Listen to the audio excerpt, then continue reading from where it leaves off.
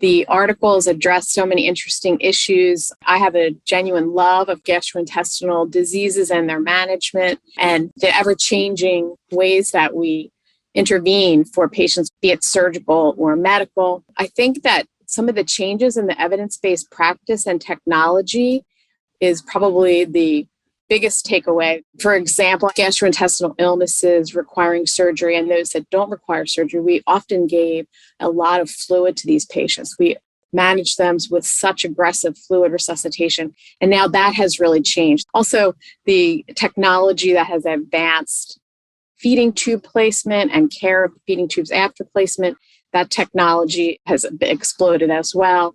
And there's a lot of great recommendations for advanced practice nurses to take into their own practice and use as they treat our patients to try to improve nutritional status. I think the other takeaway is with end-stage liver disease, caring for patients with that disease before they receive a liver transplant and after they receive the liver transplant, and trying to improve their hardiness before they have the procedure and then to improve their outcomes after the procedure, expanding the number of donors and types of donors, all this due to just exploding evidence-based practice.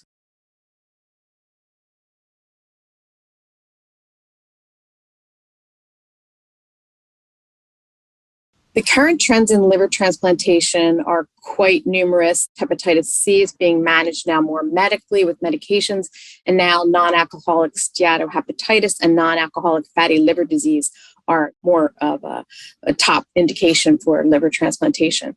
Also, there's a lot of recent innovations in the type of grafts that are available. Research is focused on expanding the donor pool using organs that previously haven't been able to be used, with donation after cardiac death donors and expanded criteria donors, as well as patients who've had hepatitis B and hepatitis C and are positive with antibodies. Those organs are being used successfully.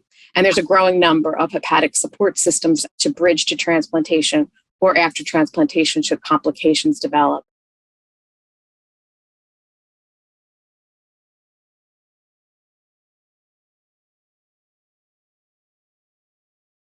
Often advanced practice nurses are responsible for inserting tubes, checking their placement, and then ongoing troubleshooting. So this is a great review for advanced practice nurses about inserting tubes and the varied methods that are currently recommended. I think it's also important for advanced practice nurses to know that in a recent study, nurses were surveyed, and many of them used non-evidence-based practice methods in order to check placement and confirm placement of their chest tubes.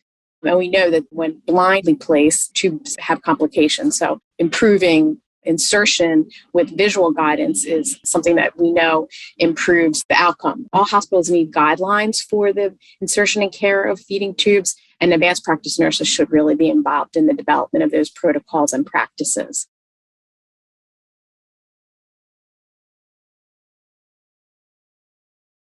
We know that any patient who's on antibiotics during hospitalization is at increased risk for developing C. diff. And this kind of brings to light the involvement of nurses in antibiotic stewardship practices, especially advanced practice nurses, where we can avoid the misuse of antibiotics by looking at these daily, doing antibiotic timeouts on a daily basis, and also at times of transitions for patients, minimizing the time that patients are on antibiotics and making sure that the antibiotics that are being used are narrowed to the specific organisms.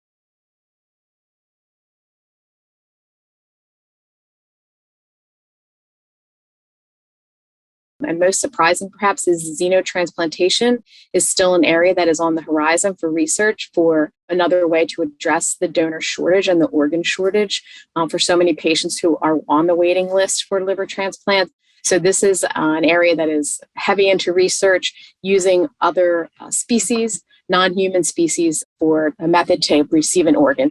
We've heard recently about a patient receiving a pig heart, and in the past, baboon livers have been used and pig livers have been used in patients. And this is still an area that potentially has future for some of our patients to expand the donor pool.